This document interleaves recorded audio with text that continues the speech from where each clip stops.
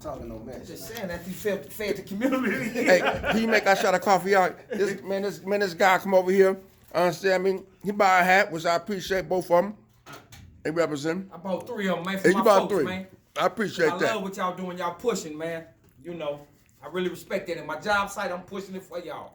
So, you know. Stay pushing it for us. All support is needed. Now we got Mujahid over. He making us 3 shots of coffee. With a fork. With a fork. Like, we got a You know spoon in he there. raw. He raw. He making it with a fork. You know, we know how to adjust. You better know it. So how was your adjustment? How your adjustment been so far coming on? Well, you know, physically it was good. Mentally and emotionally it was a little challenging. You know what I'm saying? Because there was a whole lot going on. But not the things I was trying to have going on. You know what I'm saying? People had demands of me. You know what I'm saying? I had demands of myself. They always didn't come together. So, you know, but by the mercy of Allah, you know what I'm saying? It was, you know, I just had to, you know, accept what was going on. You know what I'm saying? So that was the real thing. Was it an easy process or challenging? What was the most challenging thing about going through it? Let me think. The most challenging thing, managing time. Managing time. So trying to do a whole lot of things right and not really having a real understanding for you only can do so much. Trying to work 2 jobs, trying to have a life, trying to have kids, and you can't do all those different things, right? So you have to really manage your time. You know what I'm saying? In order to treat yourself as well as those others that you're trying to be associated with. Yeah. Oftentimes people have a misconception about brothers coming home doing lengthy terms of incarceration about adjusting and acclimating back. And so just tell people how long you've been gone.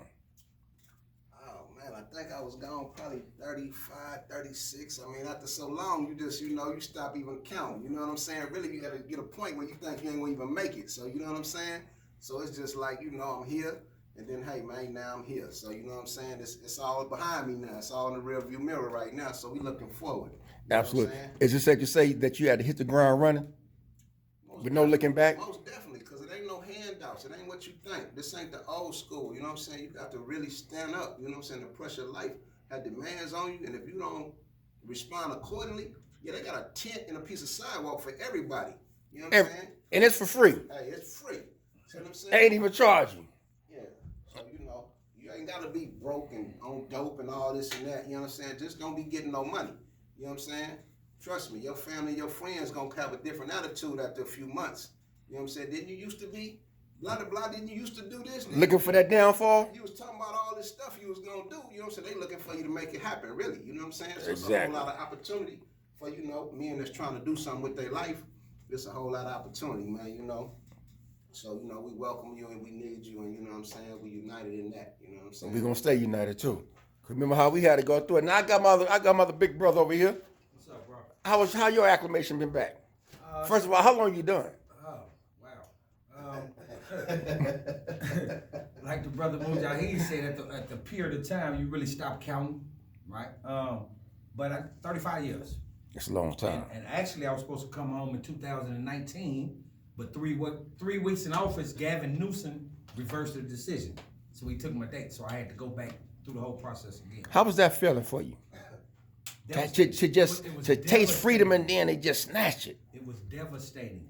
I really didn't know how to process that. I didn't know, you know, what I was supposed to do. I mean, you know, it was devastating for me. But please explain how you really respond. The real of him came out. Well, It came out? Well, once he took my date to go home, I had gave away all my stuff, my TV, all my personal, you know, my stuff. I gave it to my friends. Because behind the walls, those things mean a lot to us too. Yes, they do. Than to give it Yes, away. they do. Yeah. But so what I did was I wanted to understand his concerns, right? So I took some more classes, some more groups, some more things to improve myself, better know myself, and went back in front of his committee. They asked me 5 questions, and they released me after 35 years. Ain't that something? So now, being back on this side of the wall, walking this concrete, smelling this fresh air, not even the seawater in San Quentin where you parole from, how is life for you today? Life is this. I mean, you know, it's no words to really describe the feeling. I can't put it in words. Every day, how you see me, cheerful, joyful, at peace, humble. You know, because if it wasn't for God, through God's grace and mercy, I wouldn't have made it though. You know, I couldn't have did it by myself. Absolutely. So it humbles me. So when I deal with my people, my community, right? It feels good. You know, doing what's right, what's needed, and not looking for nothing in return. It feels good. My process for us acclimating back has been, I came out the gates running. Came home in July, started working in August. October, I was a supervisor. Got off parole up under 2 years. Congratulations. So many doors been opened up. So many positive doors. Quick question. Yes. Why did you come out the gate running so hard? Well, Was it because you had to? Was it a need or a want? well, I don't think it was a need or a want or I had to. It was a choice that I made when I changed my Okay. life. Right? To be accountable, to be responsible, to be a protector, provider, everything that's been missing from my community. Right? I made it up before I left prison in my mind. Because I really believe our habits that we do today really define who we are, right? Absolutely. Regardless of what a person says out of his mouth. What you do daily, that's who you are. So if I don't get up and brush my teeth and say, hey, I'm gonna wait till I go home and start brushing my teeth, I'm not gonna just do it because I'm home.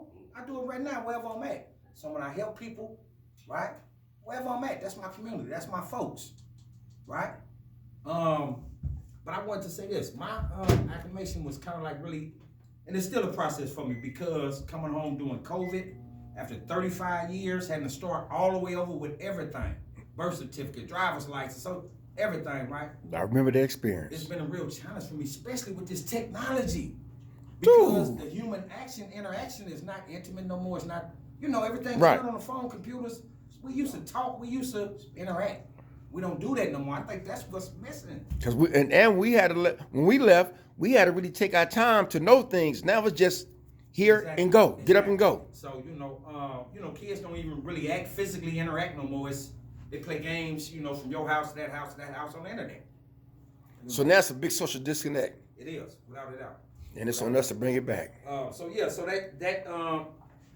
that part of it right there was a little difficult for me. I'm still trying to, get because the study evolving, right? Daily. I feel like I'm behind, so I'm trying to catch up on it.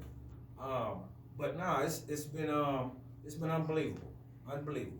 And we glad to have you back. Thank you, bro. And there we got it. And what's your name again? Calvin Porter, All right. Better known as what? KP, always known as Mujahid. Mujahid.